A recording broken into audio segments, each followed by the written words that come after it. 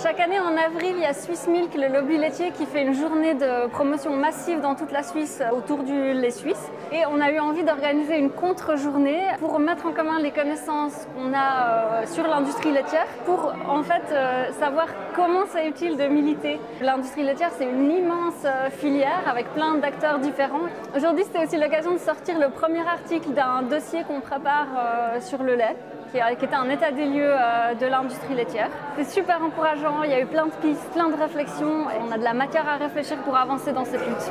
On peut être radical et pas être méprisant. Sans dialogue, ça me paraît pas jouable de faire entrer certains messages. On vient dire à toute une profession, votre profession doit disparaître, il faut bien comprendre que c'est inaudible pour des personnes qui vivent de ça, voilà, qui sont des êtres humains comme tout le monde, avec des fois une répugnance au changement, qui a un comportement très humain.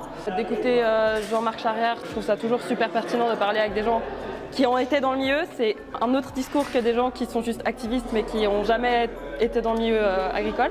J'étais quand même quelques années végétarienne parce que dans ma tête je me disais on peut quand même bien traiter les vaches et avoir du lait. Et je pense que c'est vraiment le féminisme en moi qui m'a dit ok, ce qu'on fait avec les vaches laitières c'est juste pas possible.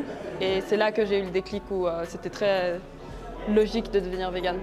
C'est pas évident parce que le rapport de force il est assez inégal. J'ai l'impression qu'un truc qui peut être assez intéressant c'est de déjà s'informer sur qu'est-ce qui se passe dans les coulisses aussi de ces fonctionnements aussi industriels. Comment est-ce que c'est financé aussi, comment est-ce qu'en fait il y a des intérêts économiques qui sont derrière, quels sont les liens aussi entre les acteurs et les actrices de ces milieux-là. Et puis je pense qu'un truc plus concret à faire c'est aussi de pouvoir se positionner en tant que citoyen sur ces questions, de pouvoir en fait faire des choix de consommation aussi qui soient plus éclairés, qui soient plus conscients. Moi j'en ressors abasourdi, je savais que ça existait. À ce point-là, dans le détail, jamais je l'avais imaginé ou je ne le voulais pas. Dans un élevage traditionnel de petite dimension comme celui qu'avait mon père, la violence était inévitable.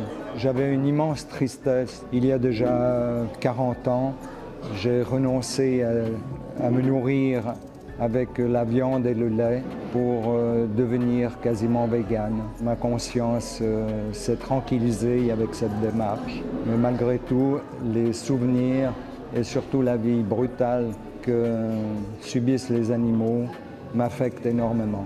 J'ai pris parti de me battre pour la condition animale.